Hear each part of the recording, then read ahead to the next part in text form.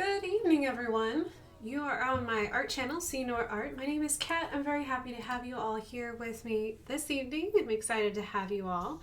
So, it's gonna be fun tonight. I'm going to be adding ink to my dragon painting tonight, and we're doing good. So let me just tell chat hello, because I actually haven't put my little fingers to my typing yet. That doesn't make any sense, but that's okay. That's okay. It's Wednesday. It's hump day. We're gonna get through this. So, good evening.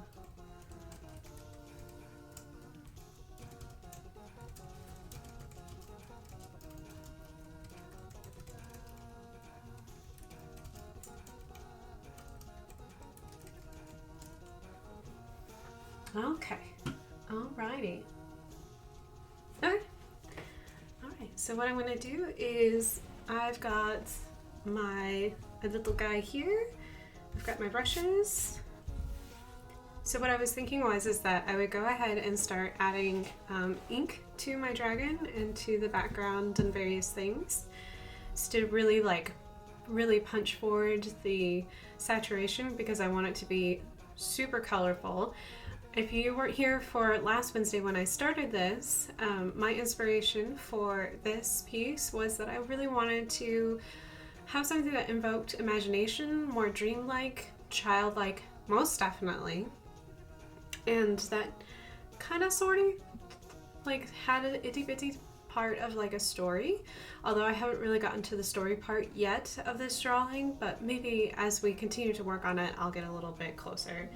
This is one of those pieces that I know is just gonna take me time to get done, because there's lots and lots of layers. I started with a really great like watercolor background, and I probably would have go ahead and just kept going with watercolor, except I knew that I really wanted to have it so saturated, and so I'm kind of skipping a couple layers by just going ahead and starting to add ink with it as well. So I'm going to add bright red, which is usually pretty orange. I'm going to use this spare piece of Yupo paper that I was using not too long ago with some other ink as well. So it's making these really fun splattery patterns off to the side of my painting.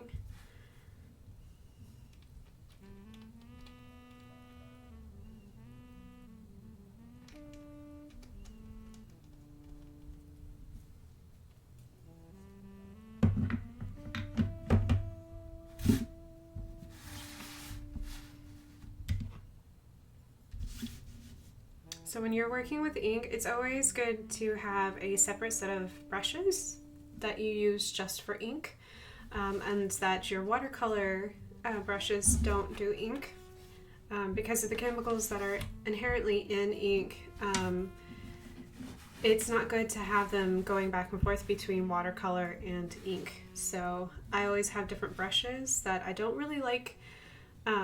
I usually choose brushes that I buy thinking they would be great watercolor brushes, but then I don't like them for watercolor, but they usually are like the best at inking, so that usually works out in my favor. So like this one is a Winsor Newton. It's supposed to be like a professional watercolor stable brush. I have to say that I don't particularly like to use it for watercolors. I don't mind using it though for ink work though, because it is really nice. It's just it doesn't hold.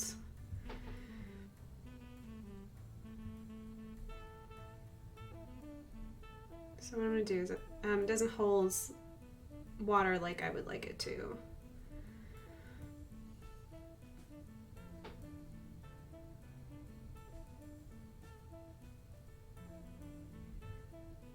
Another great brush to use for ink is if you have something that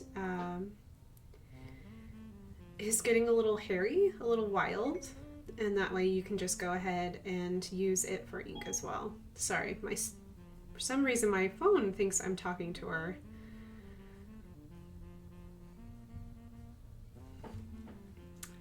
my phone is just herp skirping real bad lately, so I apologize.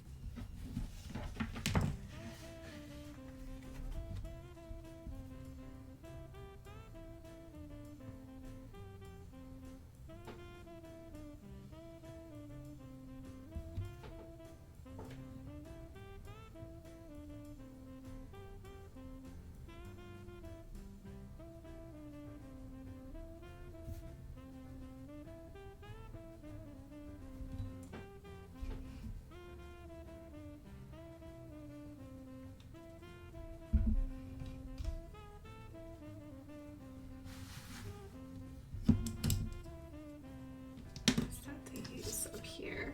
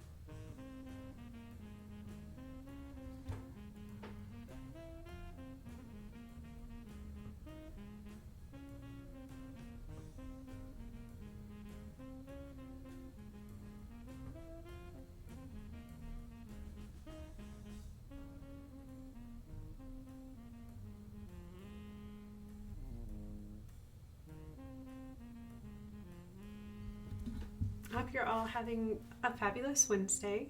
Hope your Wednesdays have been doing good. I've been working on various things in my office and then got into the afternoon and my brain was like, I don't want to work anymore. And I was like, well, that's cool. So I worked on some fun projects instead. And now I'm here doing my other fun job.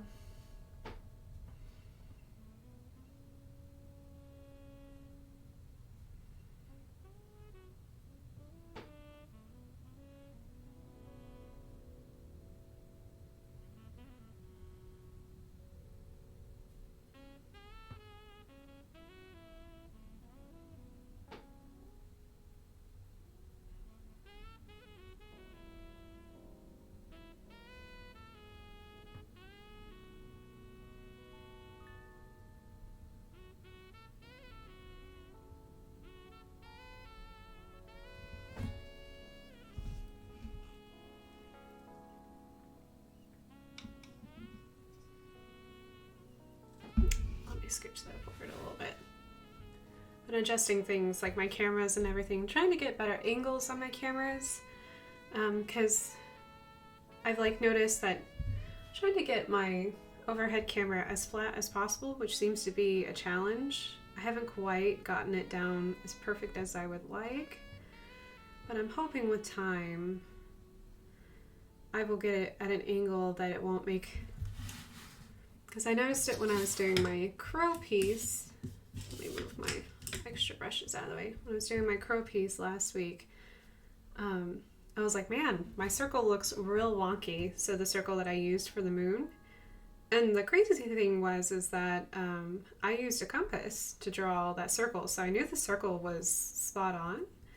And I was just like, oh man, I wonder if my camera isn't as flat as I thought it was. So I was like, oh, well, that's probably why it gives some of my my work looks a little funky. But when I look at it, like me, myself, and I in the studio, I'm like, I don't think I drew it that bad. So I think it's just one of those things that no one noticed except you know, like the person who's always in here working and stuff. So I moved my camera a little bit. So I'm trying to get used to like where it is now versus where it was before.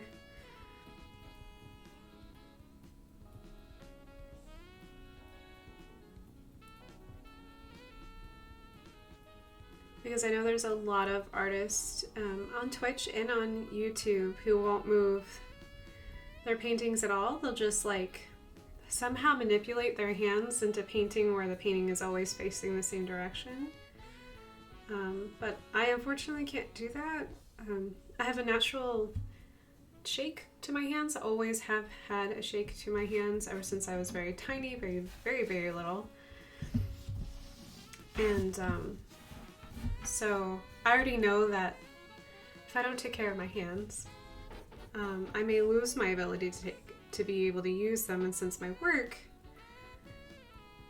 involves so much of this kind of, you know, itty bitty process, I'm always doing art spins. So I apologize if it's really hard and distracting, but it's so that way I can continue to do art for a very long time, because I'm hoping that my eyes will stay good and my hands will stay good for a long time, as long as I take care of them. Guys, didn't catch it. Yesterday I did taco dinosaurs and they were fabulous. They were so much fun to paint. I loved it. It was like one of those hidden reveal, like, oh, what is this about? It's a T-Rex who's terrified. This doesn't make any sense. And then I drew little dinosaurs as tacos. But I could tell that as soon as I got done with the stream, my hands were just cramping so much. So I was like, oh man.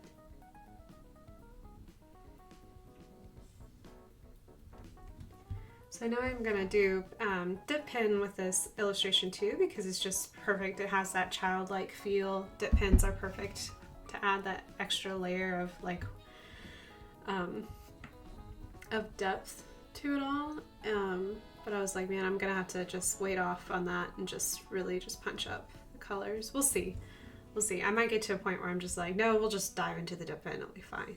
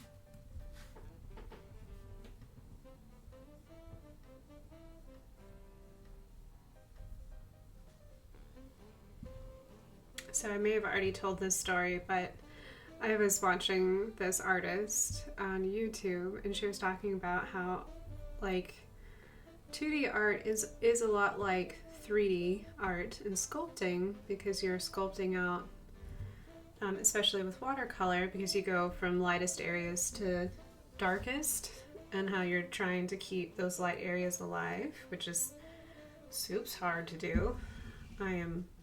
I struggle with that every time I sit down with a brush.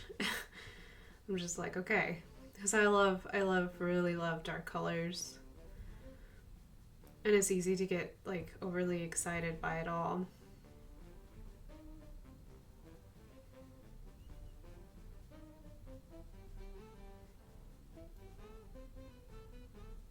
With this dragon, and since the light source of the fire is the main light source for everything, it's going to be really hard not to just wipe it all out.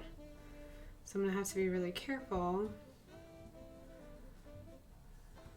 Make sure that I do what I can to make it feel believable, but also keep those light areas light.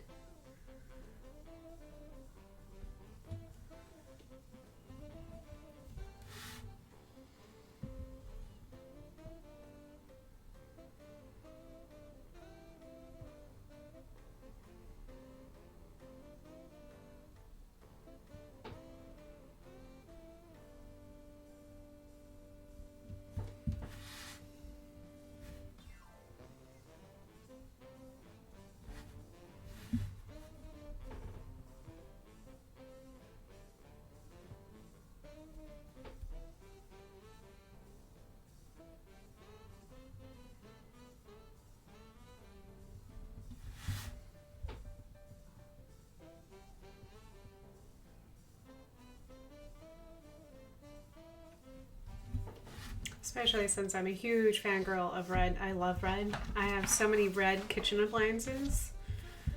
It's like, I know my toaster's about to die, and I'm just waiting for the time that it does. But I told my hubby, I was like, I don't care what kind of toaster we get, as long as it's a red toaster. And he was just like, well, that's really odd and kind of strange. And I was like, no, I just want my red toaster back. Like, this red toaster may die, but I want a red toaster in the future. So I really do love the color red. So, and red is one of those colors that it's just like, it doesn't really like to share. It's such a dominant color. It's just like, I want to be front and center. But it's so nice because it is like that.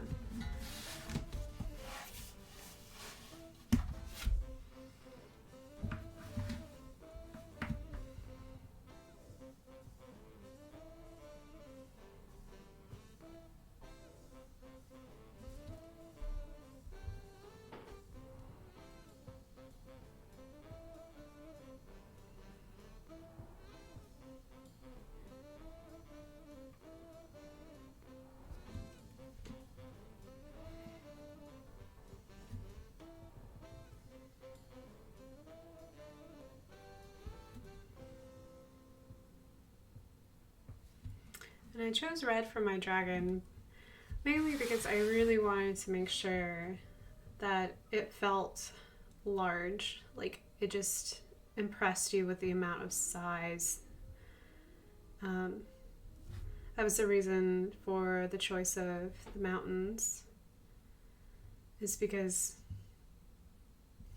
like, since none of us has really seen a dragon in person, it's hard to keep in mind that, you know, traditionally dragons are huge creatures in most respects, although in some cultures they're not. So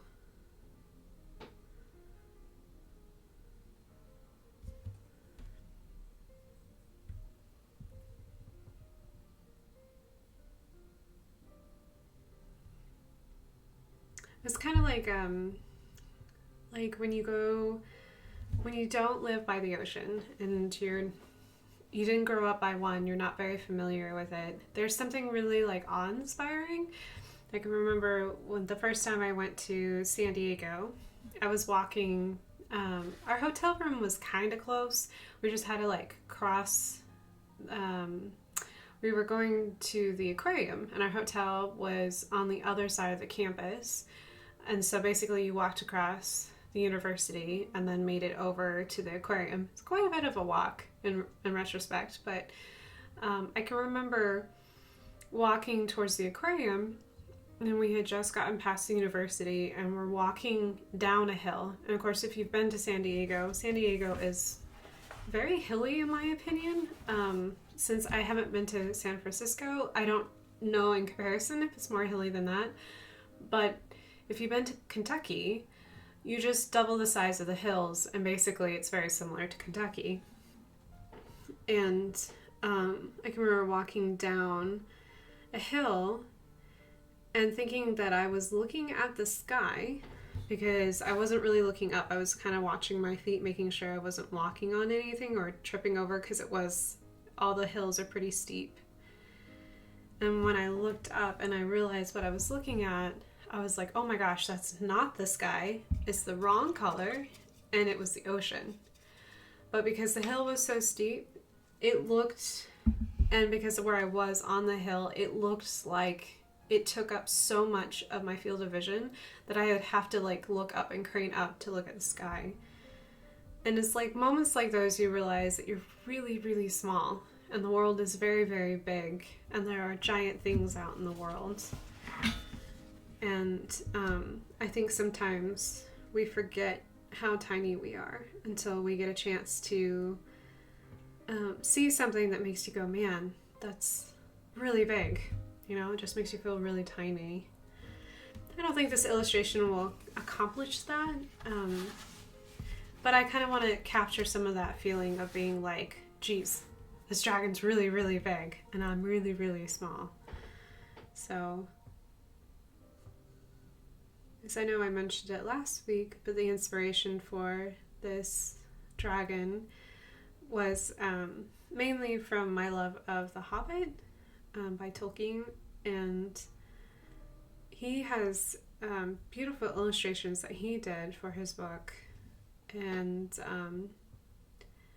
I loved that he used red ink for this very beautiful, simplistic, simple, not complicated drawing of a dragon. And I love that illustration so much.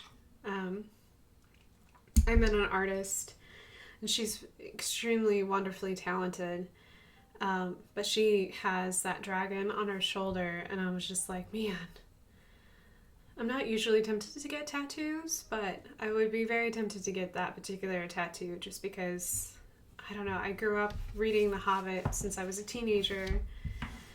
I can remember wanting to get The Hobbit and asking my grandfather always got me books. He's the one who started me off with Harry Potter, and as soon as I read Harry Potter, I, of course, it was amongst the craze of Lord of the Rings. And so I really wanted to read The Hobbit because before the first Lord of the Rings movies came out, because I heard that was the main inspiration behind the Lord of the Rings movies, and I was like, well, how are you going to understand these movies if you don't know where the story began? And he surprised me with a leather-bound book, which I have very few leather-bound books in my book collection, but my leather-bound books are some of my most prized possessions I own, just because they're so special. And he gave me a beautiful green leather Hobbit book, and I love it. It has its own covering that it slides into so it keeps it safe. It's full of illustrations that Tolkien did. And so ever since then, I'm always either reading it or I'm listening to it on tape every year. I don't read the Lord of the Rings as much, just because they're rather meaty books. But I do read The Hobbit every year, though. Usually when it's fall, is usually about the time that I start reading those books, because I don't know, it just it's my personality to have traditions for for holidays, so, and I'm always trying to find new, fun, exciting ways and new traditions to have. So that was something that I did for myself. You know, it wasn't something that my family did together, it was just for me. So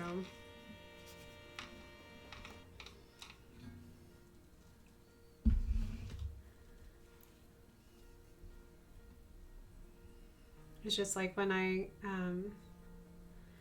got on my own and I had like my first set of holidays completely like by myself, right after I really got out of college and had time to do holidays again, because college does take up quite a bit of time. I started a tradition for Halloween that I have a set of movies that I watch every Halloween and that I must get through every Halloween. And even after I got married, I always insist on being like, I don't care where I am on Halloween, I don't care if I don't dress up. I was like, if I don't get a chance to watch my movies, I'm super upset. I'm super bummed because it's just not Halloween without watching some of my favorite movies.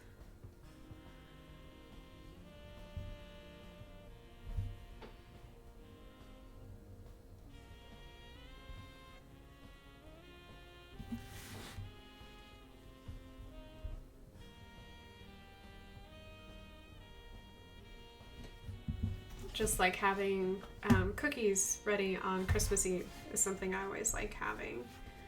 So I always, if I can, I don't always get to do this, but if I can, I'll always have chocolate on Christmas Eve. Because my mom's mom was born on Christmas Eve, and she loved Ghirardelli chocolates, so we got her chocolates every year. So I always like trying to have chocolate on Christmas Eve, whether it be hot chocolate or just like chocolate, to kind of honor her memory and knowing that she's kind of just there because she had a huge sweet tooth. So I think I come by my sweet tooth quite honestly. And I always like to have fresh baked cookies because I always like making sure whoever goes to bed last gets to have cookies ready for them. So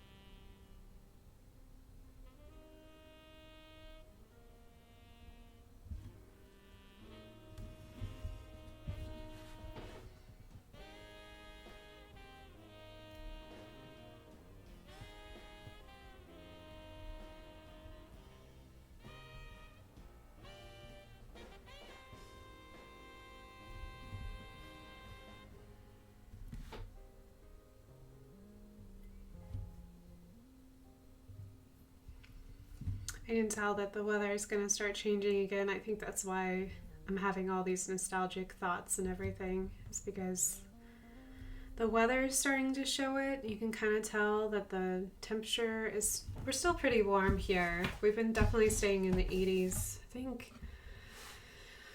yesterday we were in the 90s, if not upper 90s. It was real hot. Same thing on Sunday, but you can tell that things are starting to change. So it won't be too much longer before we start having more colds than hot, which will, to be quite honest, will be kind of nice. I will never be ready for like actual winter here. It gets so cold, but I am ready to see fall.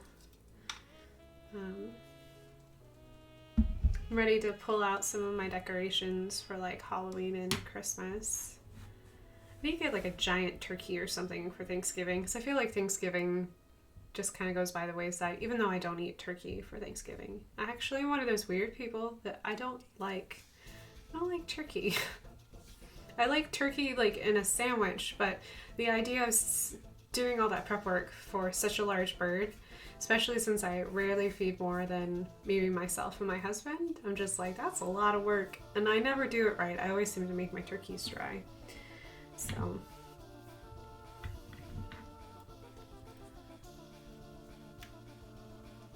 hello, Breezy.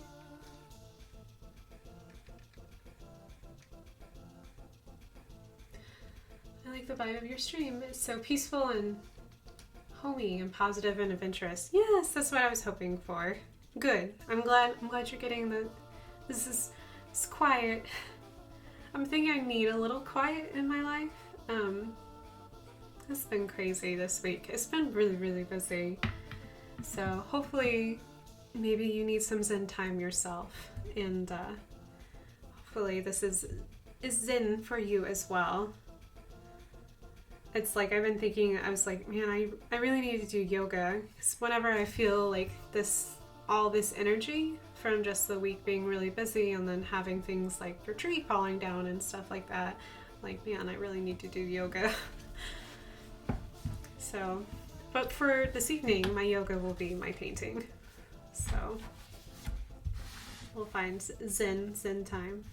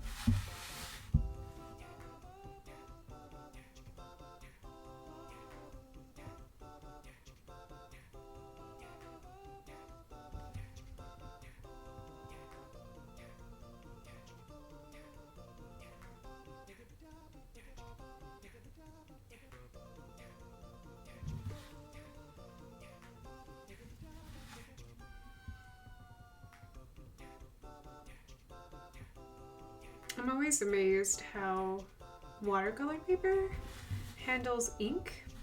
Because if you put ink on Bristol paper, which isn't, it doesn't absorb like watercolor paper is, because it's not usually a very heavy weight, and it's not designed to be, because it's actually like paper instead of being made out of cotton. So like what I'm working on is 100% cotton paper.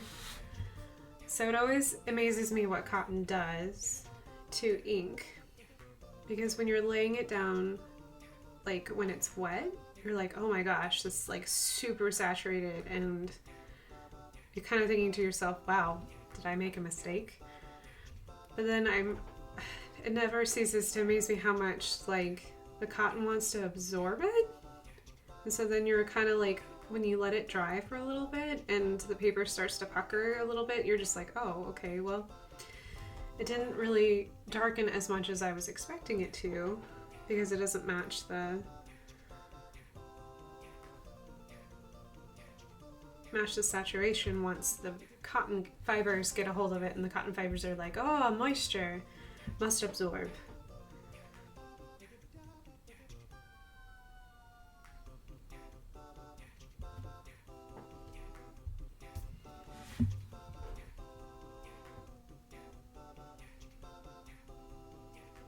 I have been thinking, I really want to work on Bristol again, just because it's a different type of paper and it's always fun to work with. My taco dinosaurs yesterday was done on Bristol paper. It's actually paper designed for cartoonists. That's why there was a lot of funky like blue lines and stuff. It's because it's to allow for easy gritting and let you know where your bleed is. So you're not like making things disappear off the edges. Because like I know when I scan, I'm totally going to lose this part of the wings. But I also knew that this is where I wanted my center, is to be off-center, not smack dab in the middle. Because I wanted to have some of this nice, beautiful sky going on in here.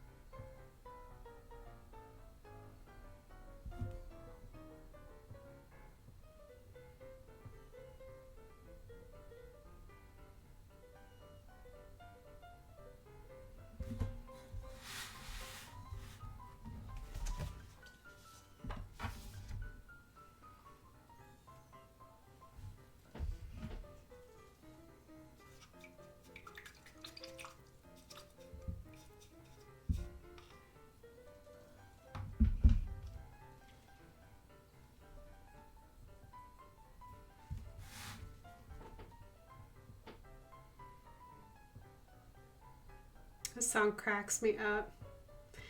It is so funky.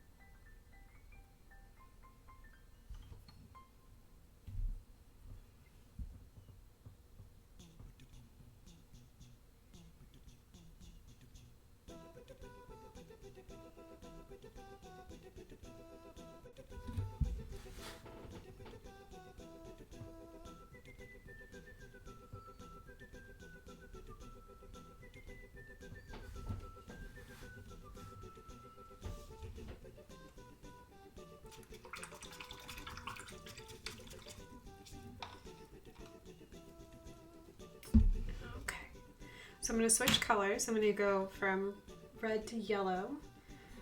It's going to take me a minute because so when you let your inks rest, all of the pigments will hang out on the bottom. So you can see all these pigments here, and then you've got all of your chemicals hanging out on the side, so you have to shake them up.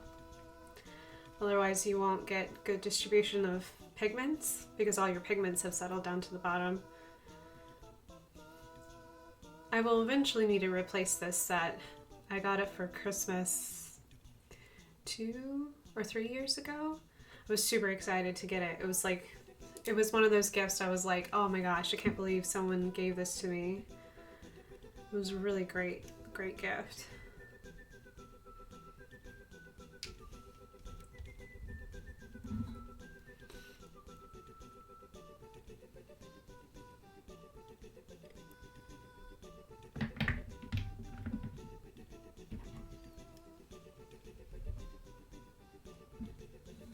By the way, I got Tolkien vibes from this before you even referenced The Hobbit and lurking.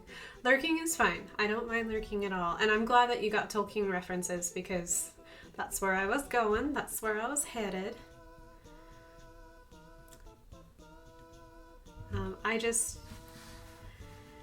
Nothing to me speaks more adventurous than the story of The Hobbit. And the Fellowship of the Rings also has that vibe.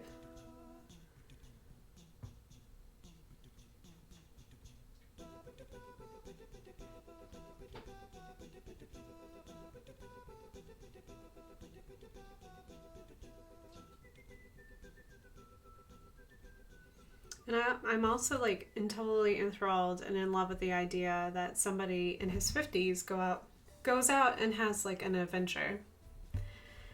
It gives me hope that as I get older, I'm hoping that I can also have adventures still. It just depends on if you're willing to walk outside your door, so to speak. So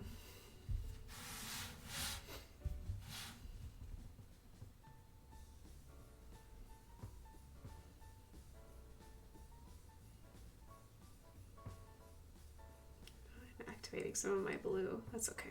It'll just be tinged green.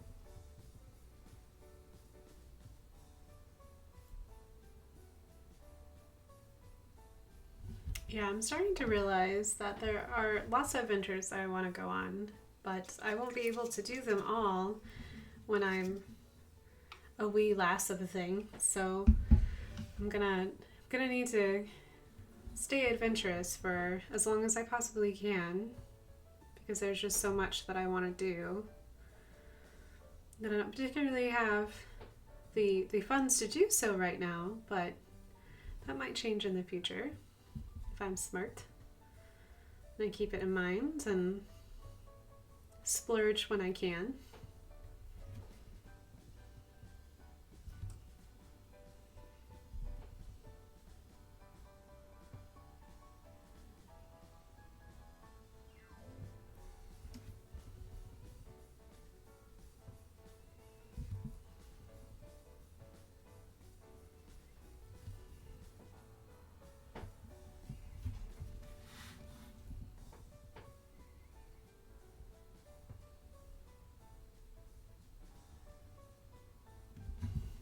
I won't be able to get to all of them because there's a lot of state parks, but I would like to go to at least one per state in the United States because I think that would be really fun. I think national parks are also like a sense of adventure, getting your hiking boots on and going down a trail that's. I'm not usually adventurous enough to go off trail because, especially if I'm not from the area, but it's really fun to go down a trail and just know that you've never seen anything before and you don't know what's around the corner, and it's always really, really exciting to catch that first glimpse of whatever the trail is leading you to. So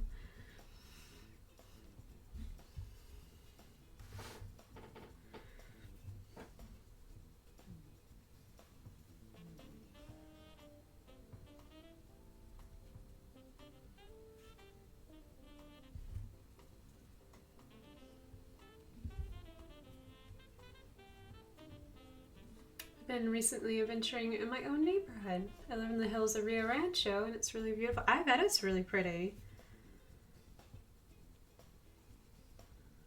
You have mountains. I miss mountains. I do not have mountains where I live.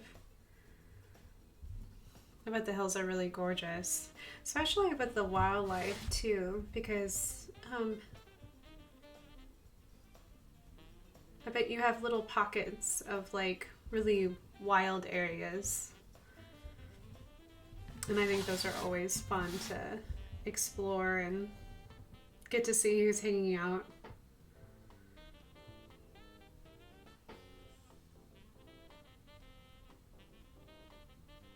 I always take this similar routes through my neighborhood, but it's because it always goes by the most wildlife.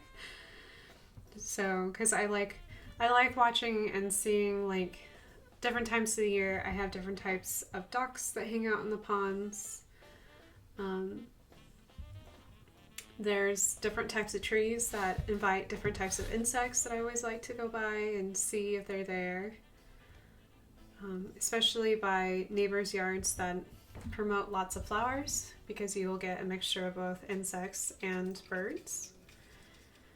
I like stopping by places where I can see goldfinches and little red finch, and we have a lot of cardinals in our state, so I know which neighborhoods that the cardinals hanging out and robins hang out too. So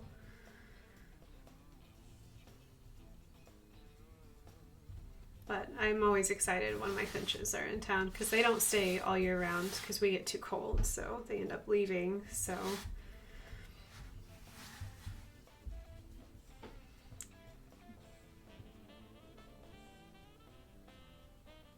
right now I have what I lovingly call as it's cat TV, so it's the bird on the bird channel. So I'm double feeders because I know that most of my bird friends are parents and they're supporting their getting there but not quite independent hatchlings. So, but I also have some sunflowers that might just sprouted from the bird seed that I have, because I never spend the money for the bird seed that doesn't. So I know you can buy bird seed that won't sprout, so you won't get random things from your birdseed, but I just let it grow. So right now I have a bunch of wild sunflowers that the birds planted, but it's kind of nice because the birds get to then eat all the sunflowers that they planted. So I have 2 families of goldfinches right now. One male and female are very protective, but I do have a couple of bachelors, a couple males that are coming by and feeding quite regularly. They wait until the cardinals show up because the cardinal's a bully, and so the other goldfinches can't be nearly as possessive over the feeder like they normally do.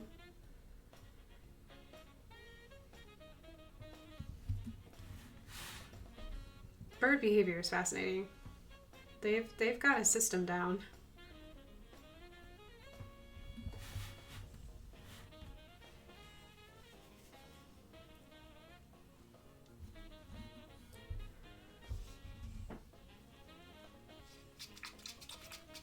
It's like with the cardinals, I know cardinals by their warning sounds, like their warning chirps, than their actual bird song, because they spend so much of their time making that warning chirp than actually singing. I actually haven't learned their actual bird song yet. So, because I haven't had one start singing because it's too busy trying to be like, this is my feeder, back away.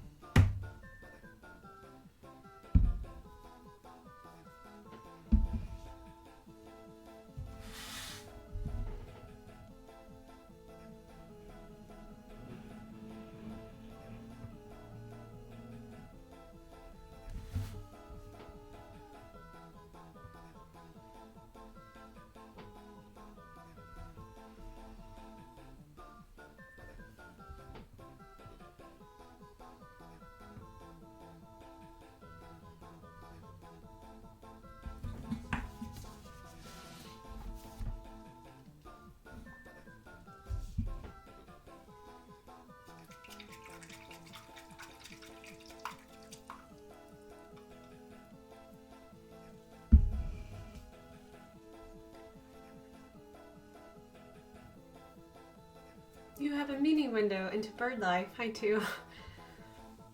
I love and miss Midwestern birds. Yes, I have to say, New Mexico has beautiful birds, and there's quite a big, large variety.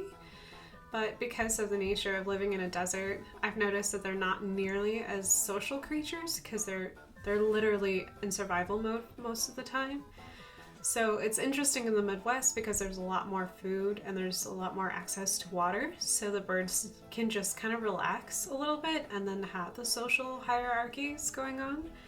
Because I've noticed, with an exception maybe of hummingbirds always have hierarchies and they're always very animate about who's the top in the pecking order.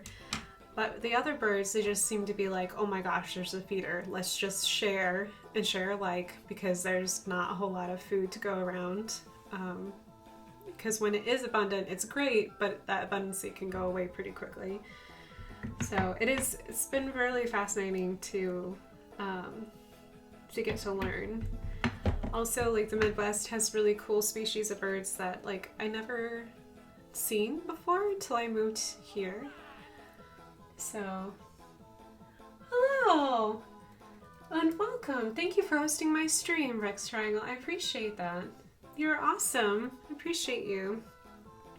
So yeah, it's the birds here that I find the most fascinating are actually we have all 7 species of woodpeckers here. So there's 7 species here in North America. There are some other species that we don't get here, but we just don't get them in North America at all. And it's been really fascinating to keep an eye out for them because there are so many different types. And then you can also identify them by them just doing what they do, which is peck on wood and get little grubby worms out. So there's a large lake in Indianapolis called Eagle Creek Lake, and there's Eagle Creek Park is right next to it.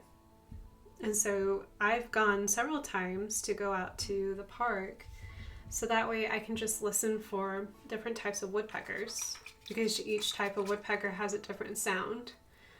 And sometimes I get to see them, sometimes I don't. During the fall, I can attract, I think they're called downy woodpeckers, but they're like really tiny. They're like only like this big, and they're very, very small.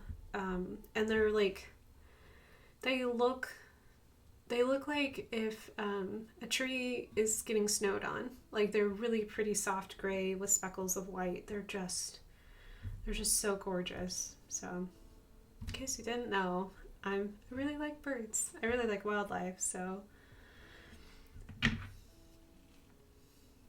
mix a couple. I wonder if I grabbed some of this. I'm mixing a color really quick. I'm trying to find a really nice deeper red for the wings to kind of give them a nice darker texture, because I feel like they're really light and I kind of want them to set back. So I'm trying to create this nice color. I may need red and yellow to create a new flavor of orange. So it's doing fun, crazy things on my paper.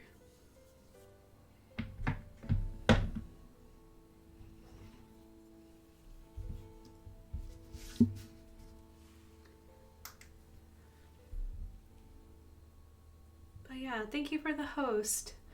I appreciate it. It's very, very kind of you. Thank you for supporting my itsy bitsy small stream.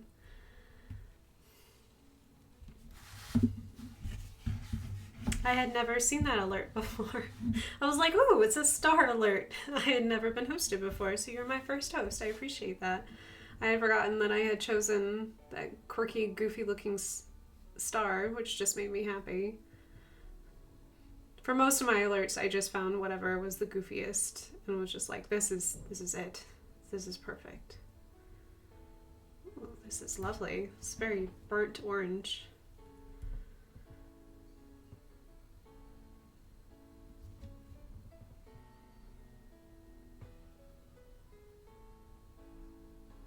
I think I hear Newton upstairs. He's doing, I'm lonely, meow. And my phone is lonely too. So sorry about that. Like I said, my phone's been very derpy lately, so don't know what's up with it. It's just got the derps.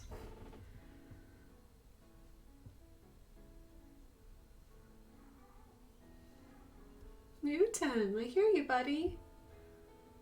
Are you downstairs now? Oh, good boy, Newton. Who got the big old mouse? It was Newton. Who's a good boy? You's a good boy, Newton. Such a good boy, Newt. Such a good boy.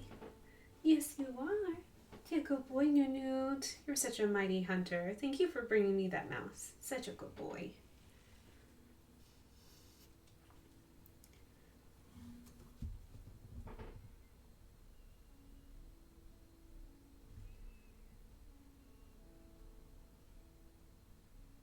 I don't know if other kitty parents do this, but I always try to make sure that I praise my cats abundantly for bringing me toys, in the hopes that in case an actual live critter comes in my house, they will bring me the live critter, hopefully not dead. Hopefully I can take it from them before they eat it, is the hope. Because I don't really want any live critters in my house.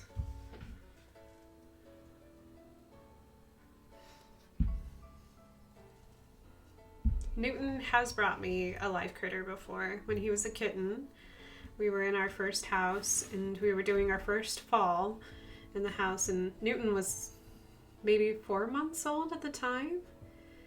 And my dog, Roxy, who was Newton's BFF, they never were without each other. They were best friends from the very beginning. they were super excited, and Roxy kept running towards me and then running towards like a way out of the room that I was in, and then she would like come back and she looked really excited and her tail was all up and doing the whole like tail wag flag thing. And I was like, I couldn't figure out why she was so excited. And so then I went into the dining room, and there was Newton hanging out with a dead mouse because he killed it. It was no longer living, and he was so proud of himself. Like, he saw me coming around the corner and he started meowing and just talking and was super excited. And Roxy was super excited. My puppy, I don't have anymore, but yeah, they were so cute because I don't know if Roxy helped Newton kill the mouse. I don't know who did it. Someone did it, and I was so excited. So I was like, yes. Because I can't really use traps in my house because I've got cats. And at that time I had a puppy dog too, so traditional traps are not safe for animals. The chemicals are really harsh, and if your cats get into it, it can be really deadly. So like, oh, I'll just use your natural hunting instincts. So that's why Newton got praised for being such a good hunter.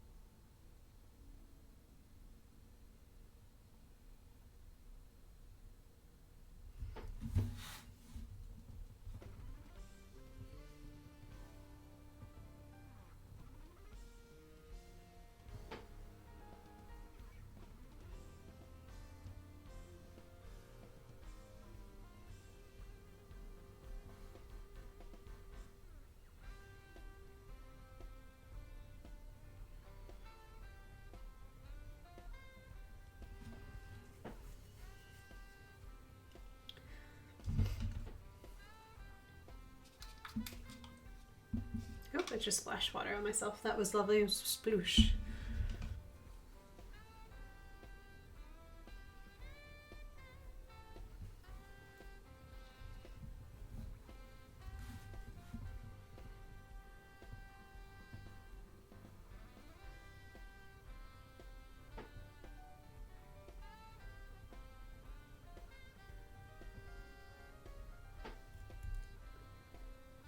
So on my mixing palette, what I did is I dropped each of these inks have a little eyedropper in them. So I did a drop of the red, And then I dropped the yellow directly into the red, so I didn't mix them up evenly. So I'm noticing that I'm getting these really wonderful variations in color because of that, which kind of makes it nice. It makes it feel almost organic in a way.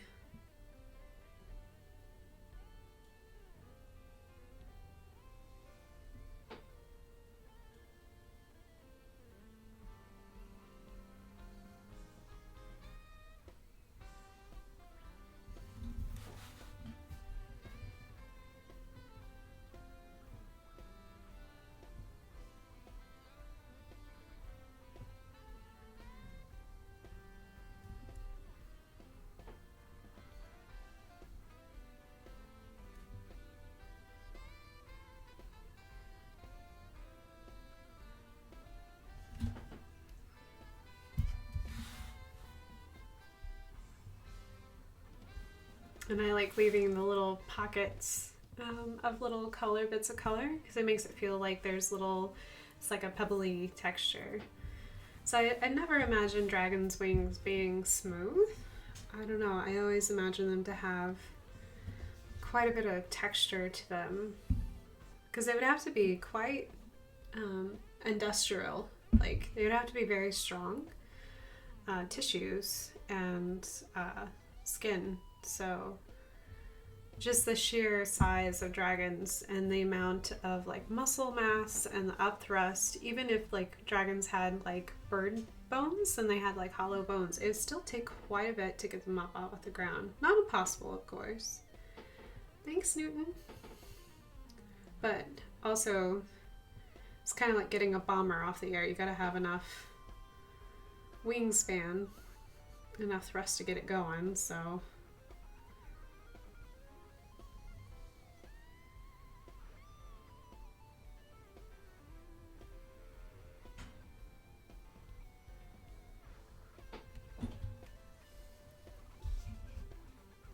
So not pebbly in a way that would prevent them from having a smooth flight, but just in a way that indicates that there's a lot of like fiber in the tissue, just to really make it tough.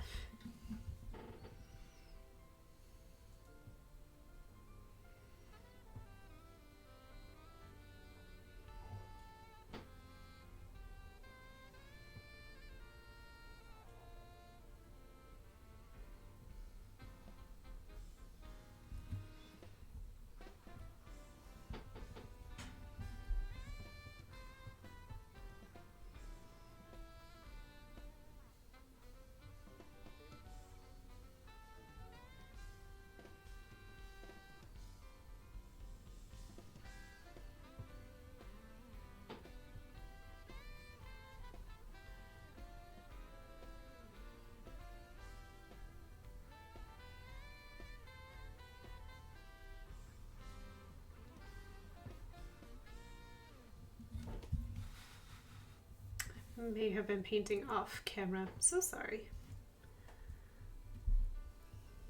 By the next time I get on stream, I'll have it down. I'll know when I'm off camera again. I had just gotten used to where my camera was before, and since I moved it, I'm still starting to learn on those ropes.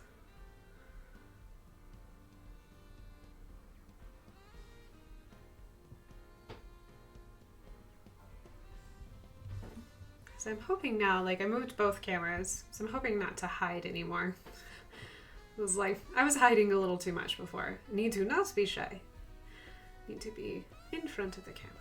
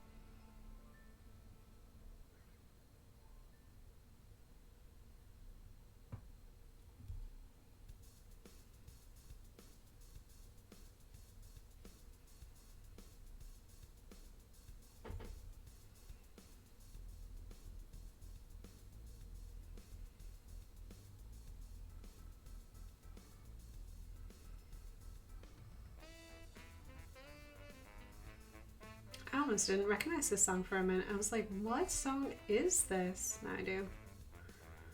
I guess I haven't heard it from the beginning very often.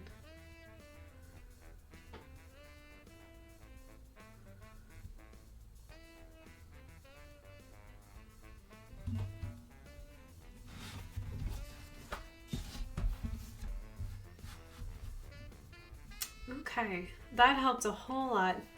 That burnt orange and then the variation in the burnt orange between like red and yellow really helps like push the wings back and let the red pull forward. So I think what I'm going to do is I'm going to go back and add even more red because I'm not done with my red, and go ahead and push that red forward a little bit. I'm wondering if I just need to add scales. Just use my dip pen and then just add the texture of scales going up, seeing if that would help bring it alive a little bit. What I can do is bring some of that burnt orange into the horns. There we go.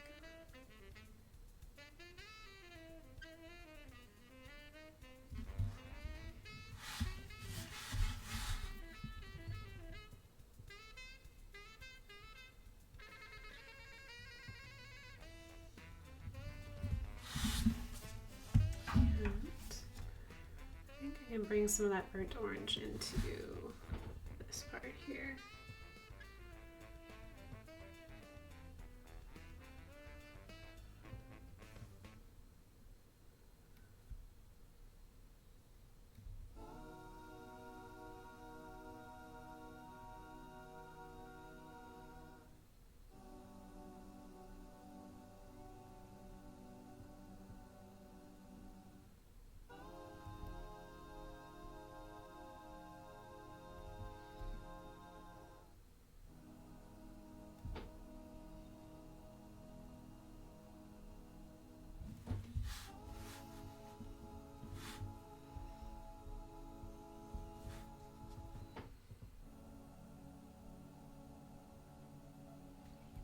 Dude, what's up? You just lonely? I'm sorry, buddy. I'm right here though, if you want to hang out.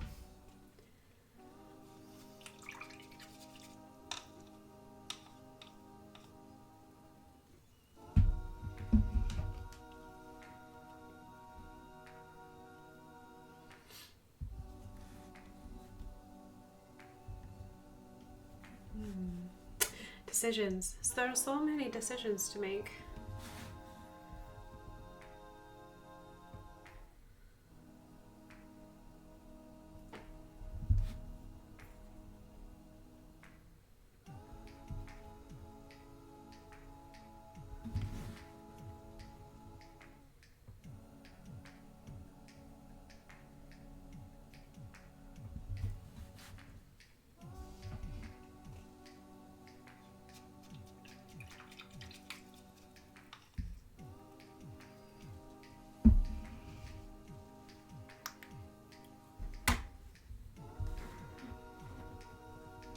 As Bob Ross would say, I think we're gonna need to get brave. Gotta make big decisions in your little worlds and be brave. I think we're gonna need to get brave, so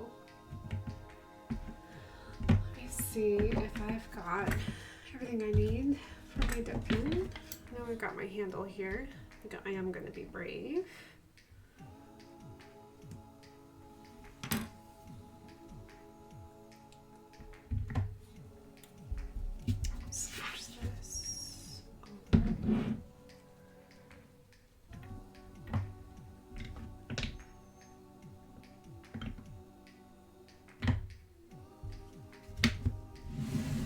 Where did I put my nibs? The question of the night. Where did I put the nibs? Not that I left them here with my ink.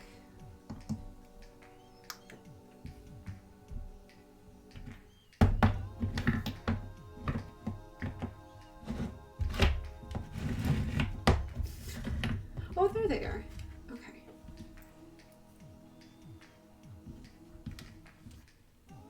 It's like, mysterious nib, I don't know where you went. That's okay.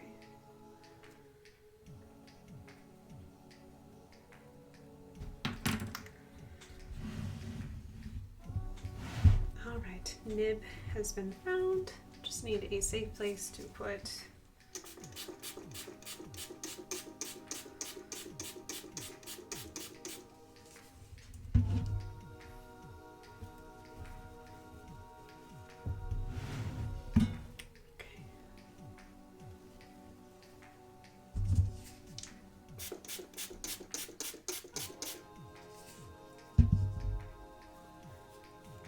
Sorry, that was probably really loud. I set that down right next to the mic. I apologize for that. If you guys are listening through your headphones, that was probably extremely loud. Just trying to make sure I have everything I need for doing dip pin. So most inks say that they don't like dry and clog up your nib, but I've never really met an ink that doesn't dry and clog up my nib, so I haven't invested into seriously nice nibs yet. One day. They make glass nibs, which would just be super cool to work with. I just don't think my skill level is high enough to make the investment worth it, if that makes any sense. So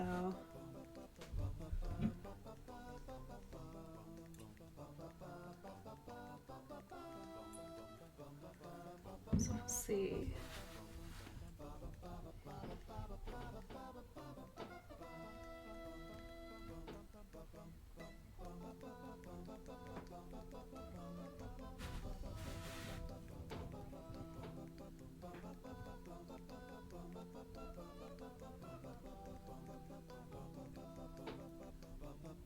Crazy thing will be, I don't know if this will show up. I haven't tried too many same colored ink.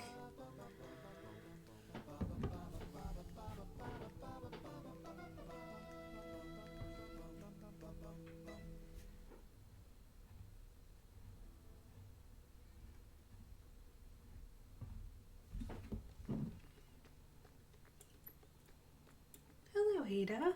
What's up, girl? Little black kitty's on the prowl.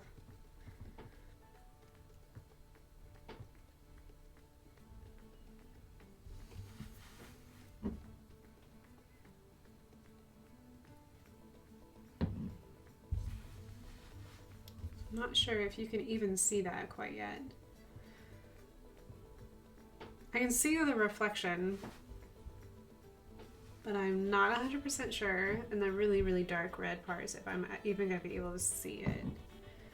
Maybe as I get towards the lighter, it will start working.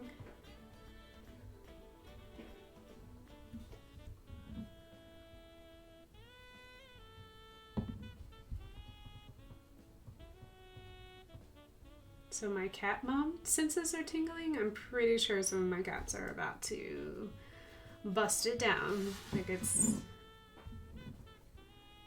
like a fighting rink outside. Is it WWE? Is that the World Wrestling Association or something? Something to that effect. I don't watch a whole lot of wrestling.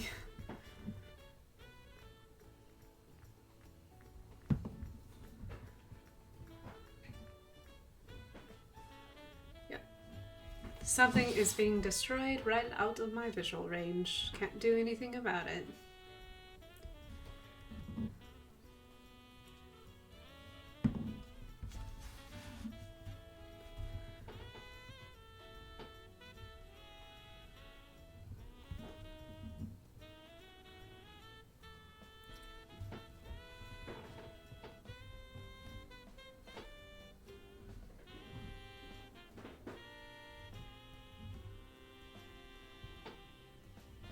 I bet I know why they're slightly destructive. This kitty mom forgot to feed her cats before she started streaming. I normally am pretty good about that, but I kind of slipped my mind.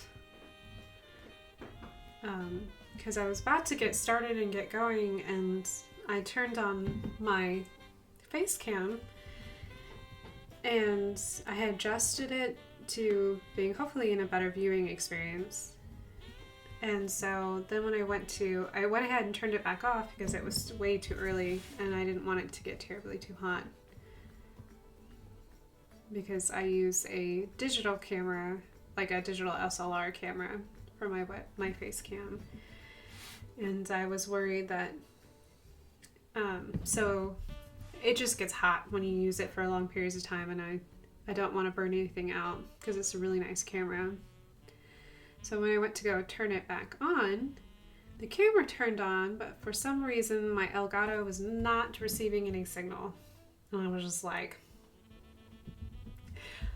I had already pressed the button to start my stream and get going and everything, and I was like, oh my gosh, my Elgato is not receiving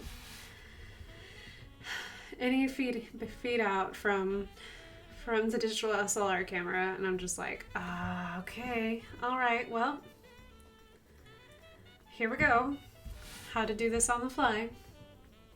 So I got slightly distracted because I had the thought was just like, oh man, I'll just start the stream. I've got a couple of minutes. I'll go feed the cats and I'll come back. Yeah, it didn't happen.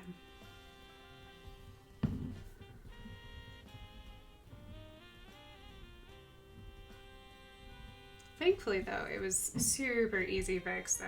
It wasn't bad at all. It was I just turned it off and turned it back on, and it was like, I'll work. I was like, oh, thank goodness. Because I was having issues with my battery pack that I had in my camera, and thankfully that went away. It was simply needed to unplug and replug back again. So I think all my equipment is finally getting to the point where I'm actually using it enough that it just is going to have little hiccups every once in a while. Hopefully not permanent ones, but we'll see. I watched enough streamers on Twitch to know that weird things happening is just part of being a streamer. Like mysterious things you can't explain, why your equipment that works fine a minute before suddenly just goes, I refuse. And it's like all kinds of done.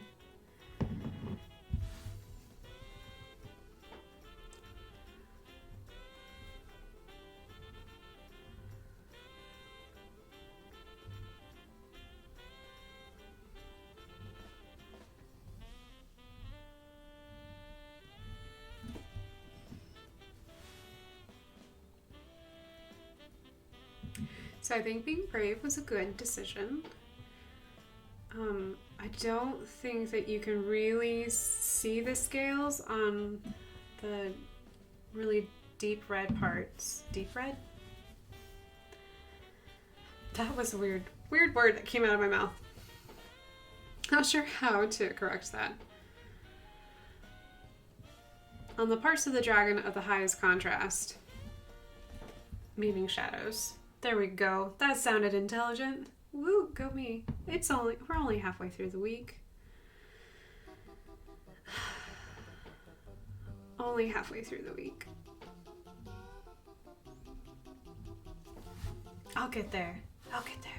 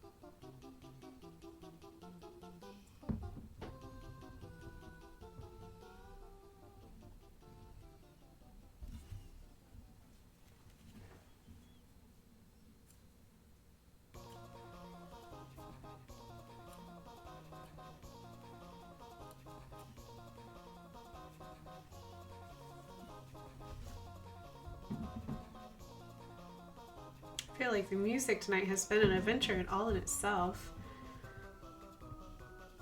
My little iTunes has chosen a unique batch of songs. It's not necessarily a bad thing, I kind of like it, but it's just like, wow.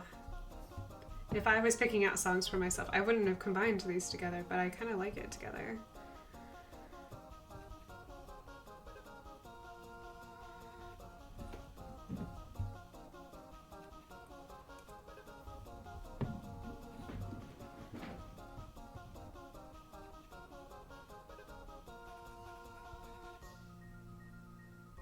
I don't know if you guys can hear that, but I definitely have thunder kitties in my house.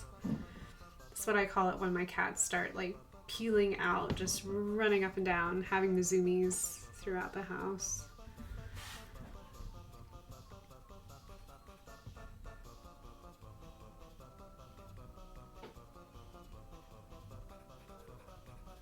I hear you, little girl. Little girl's roaring. She's doing a little battle cry. She's like, I'm gonna get in trouble, and you won't be able to do anything about it. Mwahaha.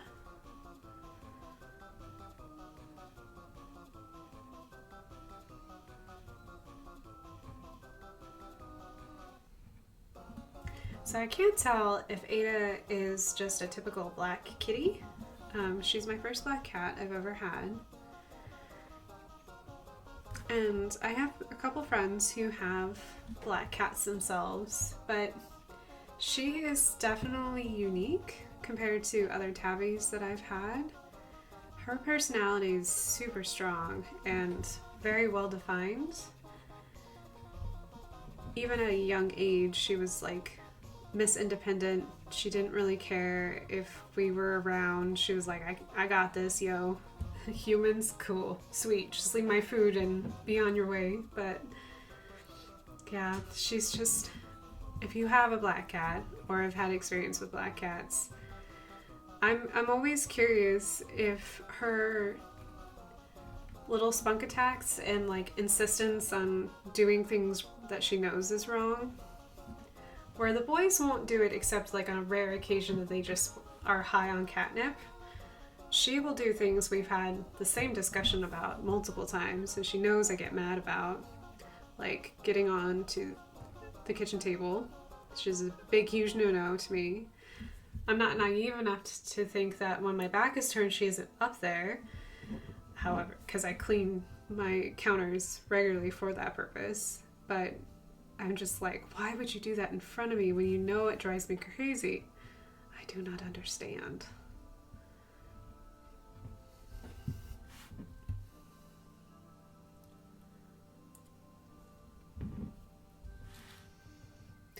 What is the tool you're using called? This is called a dip pen. It's a calligraphy pen. You can find these, I think I bought this one from either Hobby Lobby or Michael's. And they usually come with nibs. So this is a quill nib. Nibs can come in different sizes and shapes, especially if you're going to use them for calligraphy, which is what they're designed for. So, but I use dip pens not for calligraphy. I use them as a drawing tool.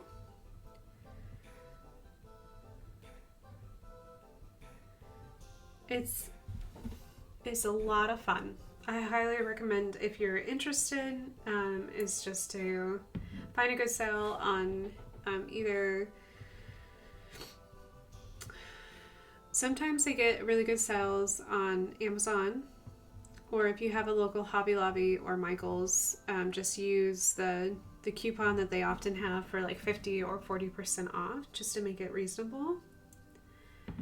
So yeah, it's these little dip pens or quill nibs were how people used to write. You know, everyone used one of these before our modern day pens were invented.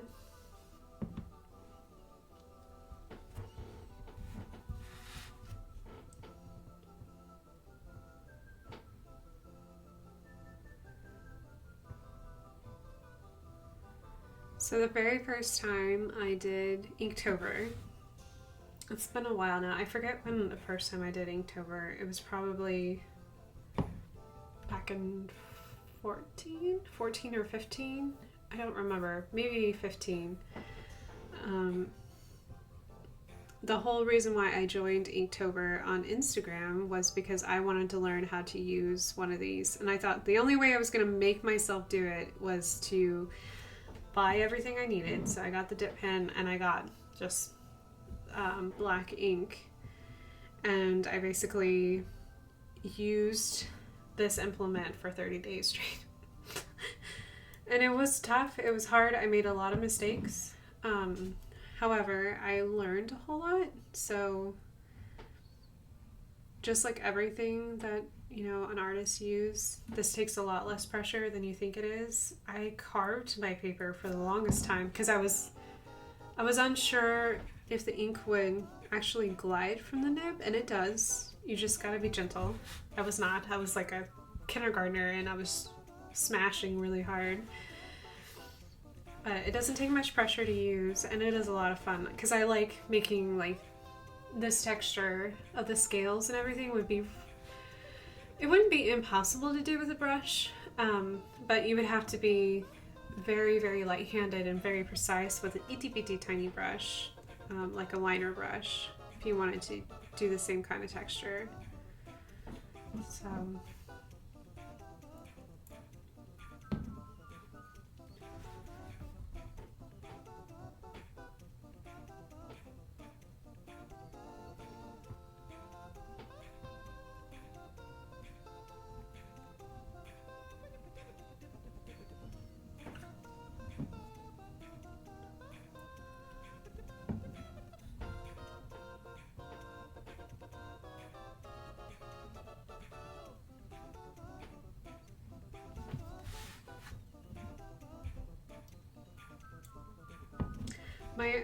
the other suggestion that I would suggest if you're interested in getting a dip pen with quill nibs is to go ahead and invest in a cleaner. So I don't think I have it near me. I think it's in my bathroom currently right now. But there is, they do sell cleaners that are designed for calligraphy pens and for the nibs especially, because these are like acrylic inks especially. They have the binding agent within your ink will actually bind itself to your nib, and it'll ruin the nib. I don't know if it'll show it.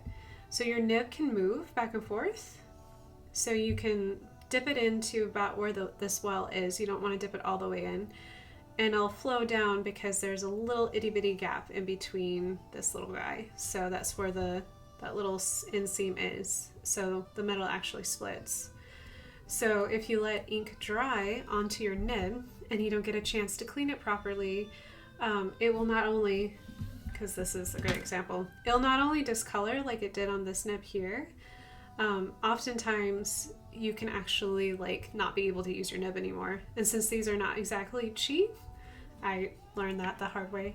I'm like, oh, okay, now I will take care of my nibs and make sure that I use the proper cleaner.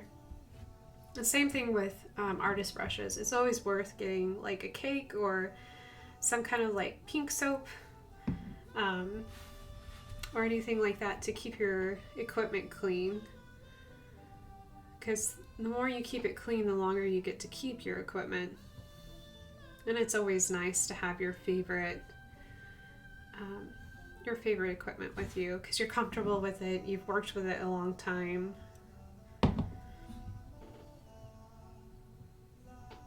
And like most art supplies, eventually they will stop making your favorite like nib or your favorite handle just because, things are always changing. So your favorite colors, so if there's colors that you really like.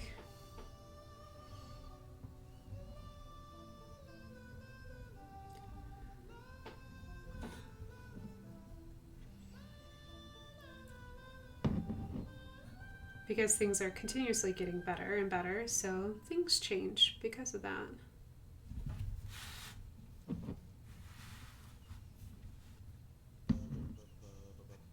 Let's see, what time is it? Oh, good.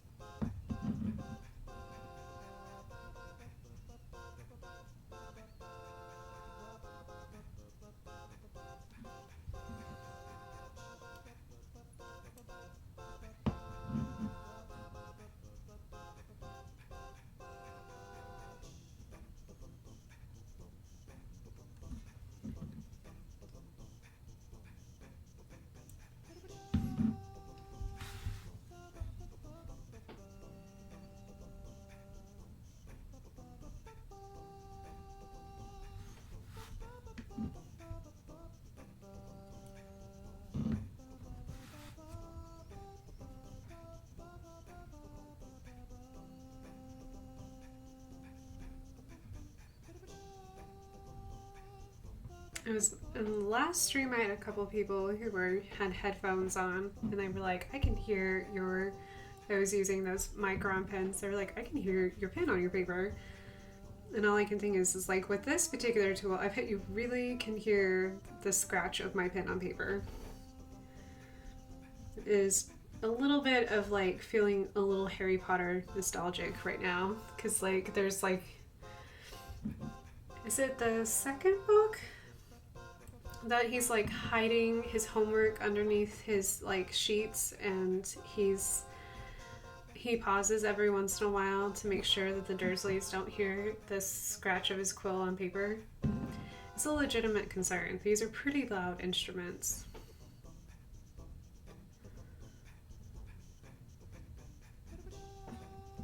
I would love to have ever-changing ink though, like they describe from Diagon Alley. Oh my gosh, that would be so cool. I would probably make a lot of paintings with ink that was ever-changing.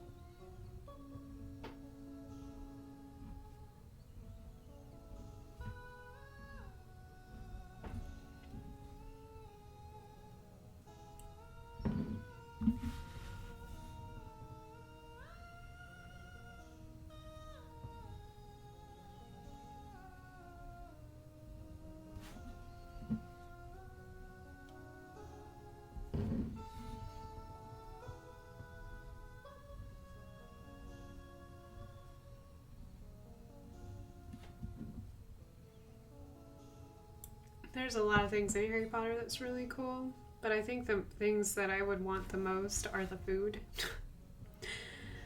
The food sounds so good. Like pumpkin juice? I don't know if that's a thing or someone has figured out a way to make pumpkin juice. I know that there's butterbeer. I have not tried to make it or tried it, but I would really like pumpkin juice. Just sounds really good for some reason. If it was spiced correctly and had like a smoothie consistency, I think it would be delicious. It's like, I like pumpkins. I wouldn't mind pumpkin juice. I can just skip out on the Birdie Bots every flavor beans. I have tried those though. Grass was weird. It was weird eating a jelly bean that tasted like grass, but I'm just not a big jelly bean person, so the whole experience was kind of weird. I think it's because the most popular flavor in Birdie Bots every flavor beans, or at least the box that I got, was buttered popcorn. And to me, buttered popcorn is the strangest, most disturbing flavor of jelly beans ever. I am not a fan of buttered popcorn jelly beans. They're just like, there's so many things that are wrong with this.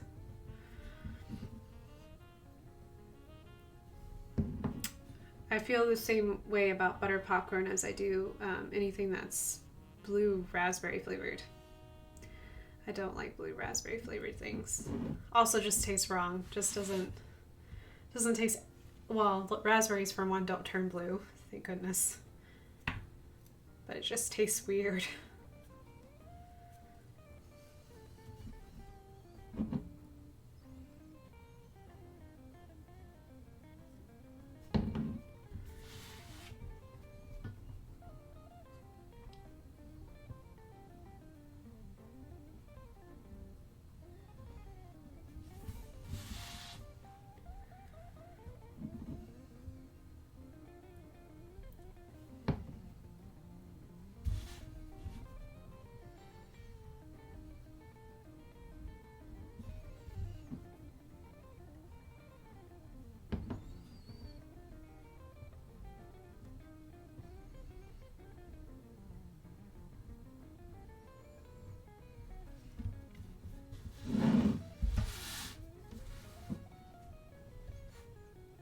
That was a really brave thing I did, but I think it paid off. It makes it look really cool. I'm just trying to decide how I'm gonna do like the face. So I love the texture. It makes it feel, I don't know, more scaly, more dragon-like.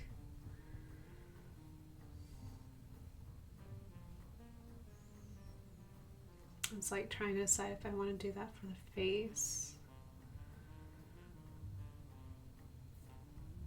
So this is very snake-like. I'm trying to think, snakes have scales even down their face, but they're usually really small and they kind of like turn smooth because they're so close together. So I wouldn't have to necessarily do it on the muzzle, but I could do it moving back from the eyes and everything. Yeah, see if I can do that.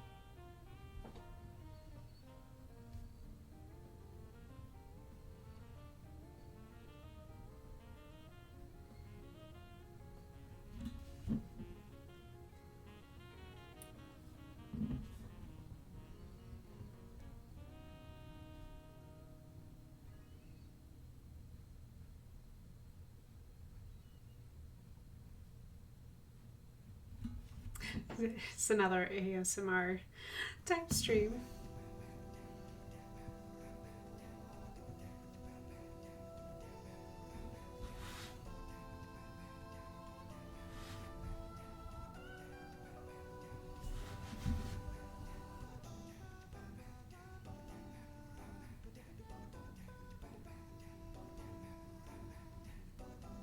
Just me making itty bitty tiny shapes over and over again. But it looks really cool though.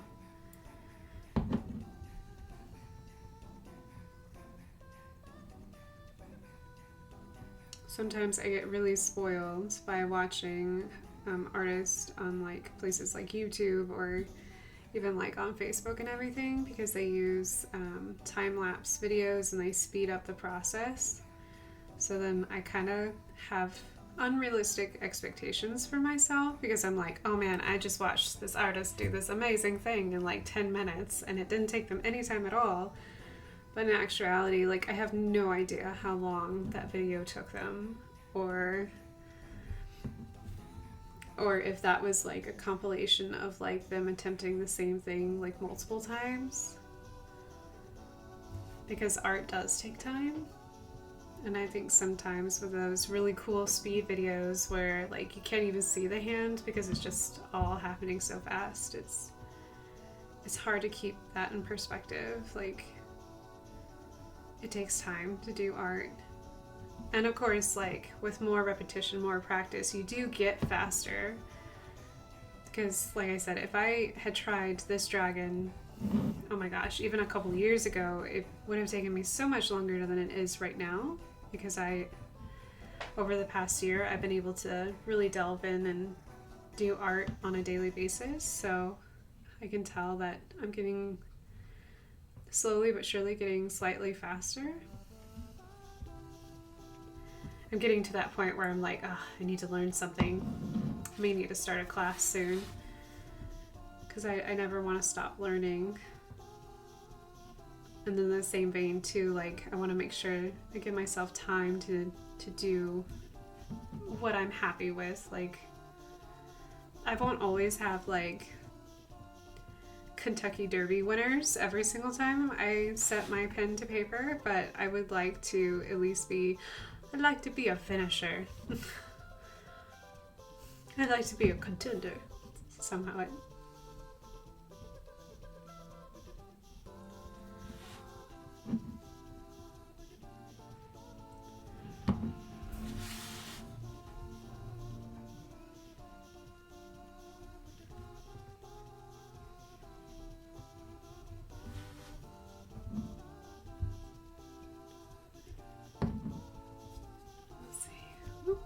I am working on that 2-hour mark really quick.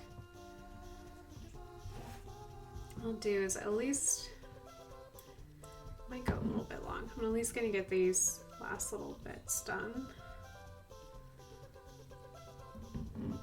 So down this jawline and above the eye ridge.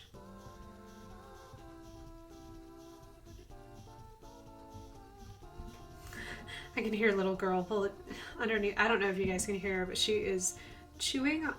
She does this weird thing where she just like chomps on nothing. She's just making horrible noises, grinding her teeth together, basically the most horrible sound ever. So she's done it since she was a kitten, but I can tell she only does that when she's like, man, I'm hungry. She's like, come on, finish your stream so I can go eat. It's like, yeah, I'll get there. Just give me 5 minutes, girl. 5 minutes. You can hear her. She's just like chomp, chomp, chomp, chomp.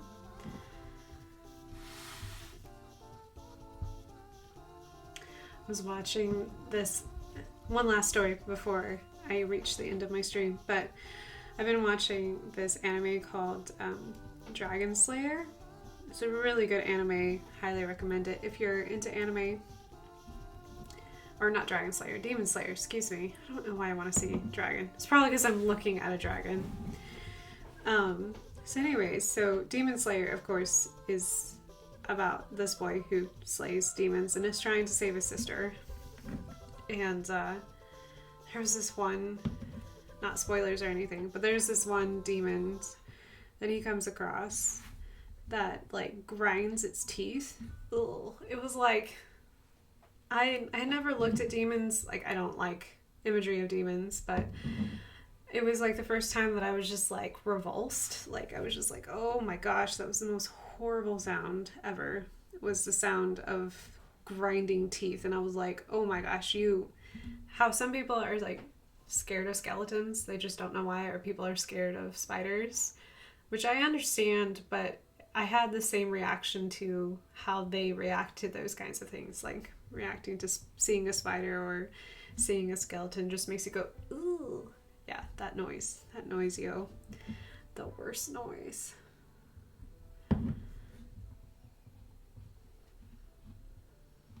But anyway, so my cat does it all the time. I can't get her to stop, so don't know why she does it. We'll just see what it does long term for her poor little teeth, but I'll love her anyways. So it's not like I can explain to her like this is really bad for your teeth, especially when you get older, because there's no way to reason with your cat like that. So, and she wouldn't know, like there's no way I could discipline it either, because she doesn't know what she's doing wrong, because in her mind she's not doing anything wrong. So I just gotta love her where she's at.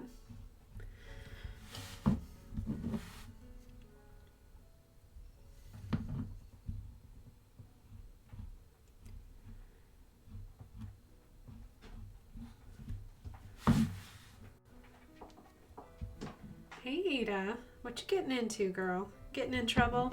I know, I'm almost done, baby girl. Hold on. Give me a second.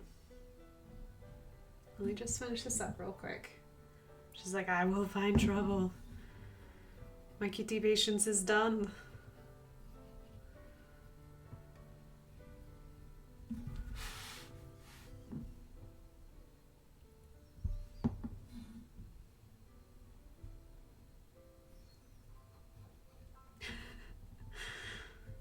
cat can see her out of the corner of my eye doing something that she's not supposed to. She's like, oh, okay. Too funny.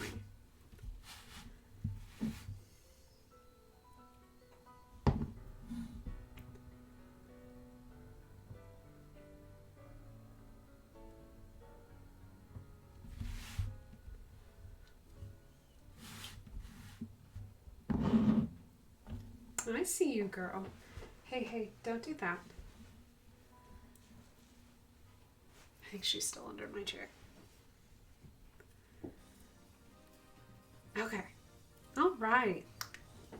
So now that my kitty is getting into trouble, and I can't really do anything about it because I can't stand up to be like, hey, don't do that.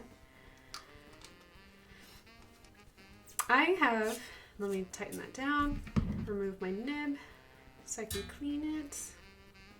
I have come to a point in my illustration that I'm really happy. This is no means done. I still have some more color. There's some detail that I want to add towards the mountains. There's still more ink outlining that I really want to do and have because I think that an outline would really make this pop and be very powerful. But I want to give a huge shout out and thank you, especially to Breezy and W Rex Triangle. I appreciate the host. I appreciate you guys just hanging out with me this evening. Ada, hey. Sorry, excuse me, as my cat interrupts. So this is my last stream of the week now that I'm back and I'm not in cat mom mode. But I hope you guys have a beautiful rest of your week. Peace and blessings to both of you and everyone that you hold dear. I just want to let you know I think that you're awesome and I'm really grateful for you very, very much. And I will see you next week. Back for Monday for another mini Monday. We'll do another Pokemon. So you guys are the best. A bunch of love for you all. Let me find my end card and let me transition over. Have a lovely, lovely weekend and I'll see you next week.